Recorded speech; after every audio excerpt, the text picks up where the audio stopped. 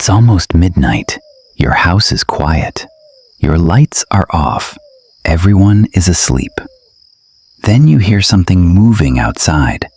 Not a loud crash, not something breaking, just the soft sound of something walking through the grass along the fence line at the back of your property. You grab a flashlight, expecting maybe a raccoon. But when the beam hits the darkness, you see two small dark eyes staring back at you. A pointed gray face, a hairless tail dragging behind it. Your first instinct is probably disgust, maybe a little fear. Maybe you've scared it away. Maybe you already have your phone out, ready to search how to get rid of whatever this thing is. Here's what I want you to do instead. Put the phone down. Because the animal standing in your yard right now might be the reason your family hasn't gotten sick this year. I'm talking about the opossum. And by the time this video is over, I don't think you're going to want it gone anymore. I think you're going to want it to stay. If you're new here, make sure you subscribe, because what you're about to learn will change the way you see one of the most universally misunderstood animals in suburban North America. Stick around, because there's a fact near the end of this video about where this animal actually came from that changes everything about how you'll see it standing in your yard tonight. Let's start with why this even matters.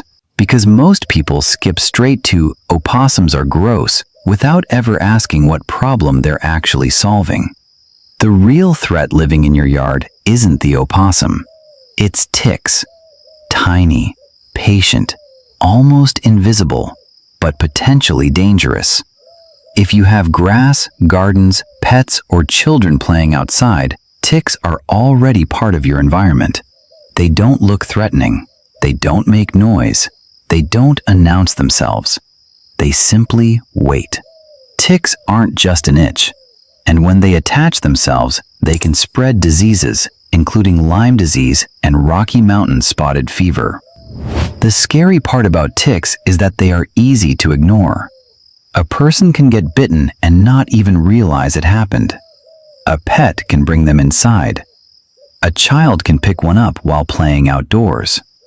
They carry illnesses that can sit undiagnosed in a person for months before anyone connects the dots. And every year, the season gets longer. Milder winters mean more ticks survive, which means more exposure, which means more sick pets, more sick kids, more trips to the doctor that nobody saw coming. So the question isn't really, how do I get this weird animal out of my yard?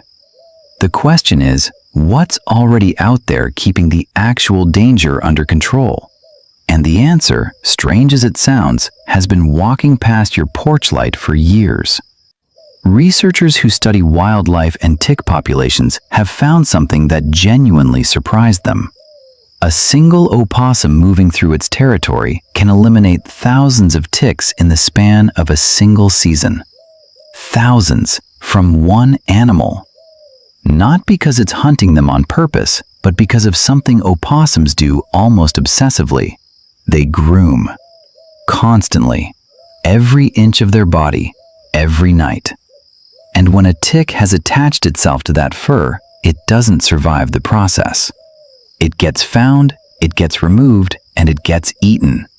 Think about what that actually means. While you're asleep, this animal you've been chasing off your porch is quietly doing pest control work that costs you nothing and that you never asked for. It's not raiding your garden for revenge. It's running a patrol route, and ticks happen to be sitting right in its path. Now let's clear up the reputation, because this animal has been slandered for decades, and none of it holds up once you actually look at the science.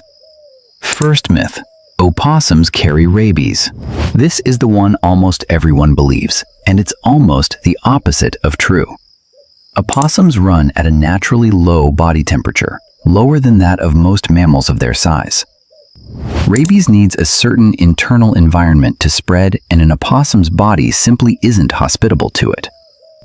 Documented rabies cases in opossums are rare to the point of being remarkable.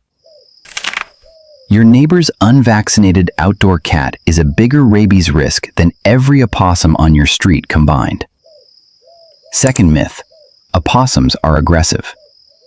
That open mouth hiss, all those teeth on display, the swaying and the drooling, it looks like an animal working itself up to attack you. It isn't. It's a bluff.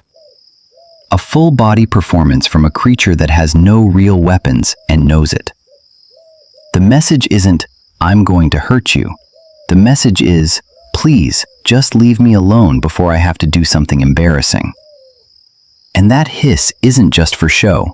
It comes with hardware behind it. An opossum's mouth holds 50 teeth, more than any other land mammal on this continent. More than a wolf, more than a black bear, more than a coyote. When wildlife researchers, including teams that have worked with the Cleveland Museum of Natural History and Cornell's Wildlife Health Lab, catalog North American mammals by tooth count, the opossum comes out on top of the entire list, and it's not particularly close. But here's the twist. All 50 of those teeth are mostly there for eating, not fighting.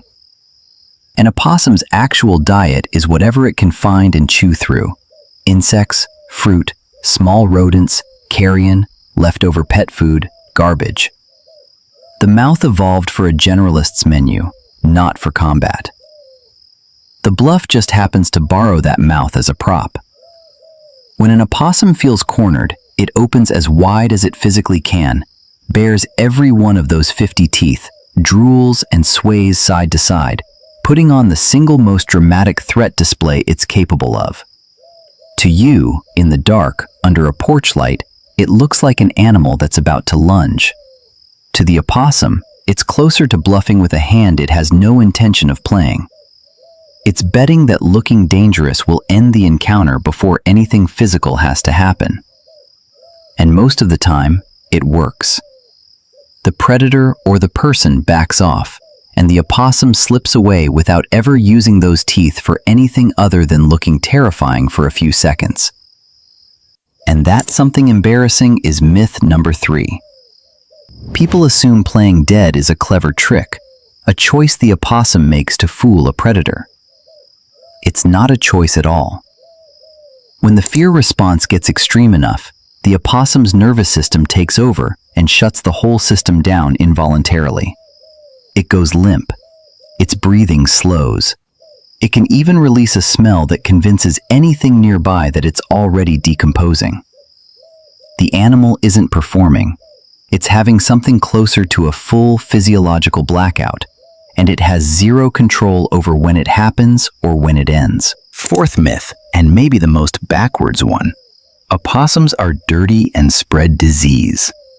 In reality, this is one of the cleanest animals you'll ever share a yard with. Between the constant grooming and the sheer number of ticks, fleas, and other parasites it removes from the local environment just by existing in it, the opossum is doing more to reduce disease around your home than almost any other backyard visitor. Alright, here's where it gets genuinely strange, because so far, we've only covered why this animal isn't dangerous. Now let's talk about what it actually is.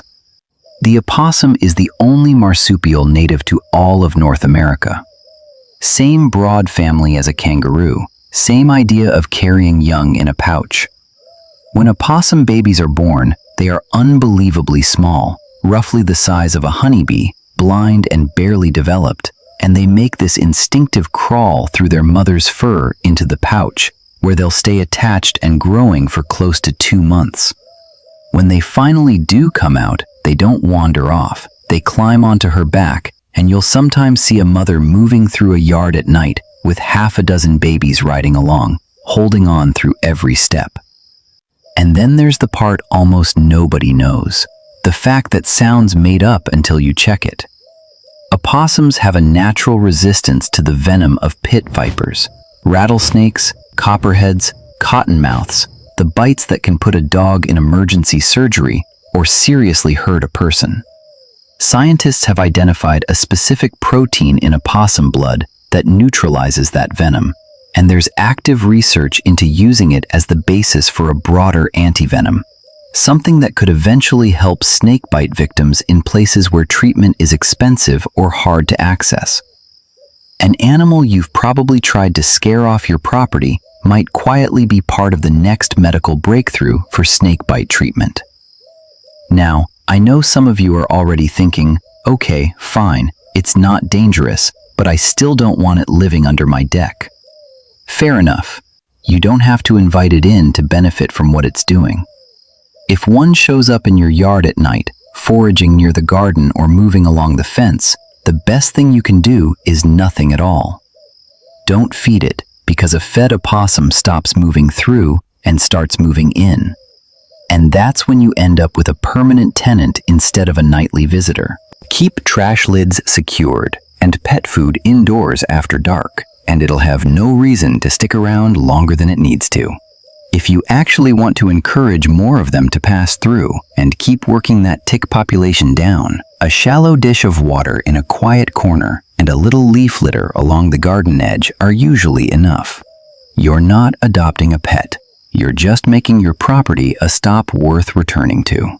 The only time you should actually get involved is if the animal is behaving strangely in broad daylight, circling, stumbling, unable to move normally.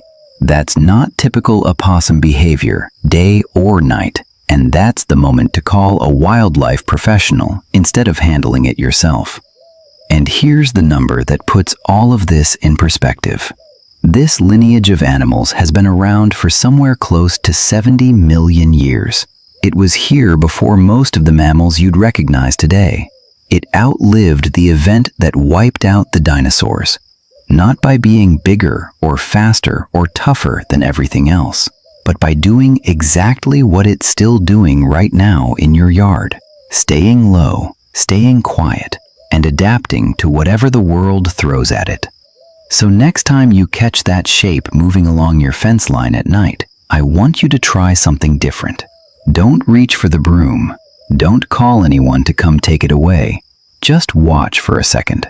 That animal isn't there to cause a problem. In a lot of ways, it's already solving one you didn't know you had. And maybe that's worth sitting with for a second, because it's not just true about opossums.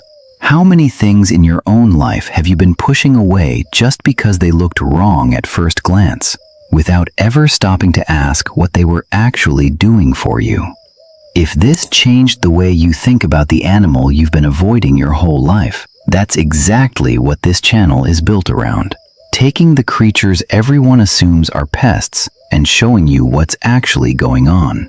If you want to understand the hidden science of your own backyard, instead of just reacting out of fear, go ahead and hit that subscribe button right now, because we're diving into the truth, one misunderstood animal at a time. And before you go, I want to hear from you. Have you ever had one of these show up in your yard? Did you chase it off, or did you leave it alone? Tell me in the comments. I read every single one, and if you know somebody who still thinks this animal is something to fear, send them this video before they scare away the best free pest control they'll ever have. Thanks for watching, and I'll see you in the next one as we uncover the hidden truth behind the things you walk past every single day.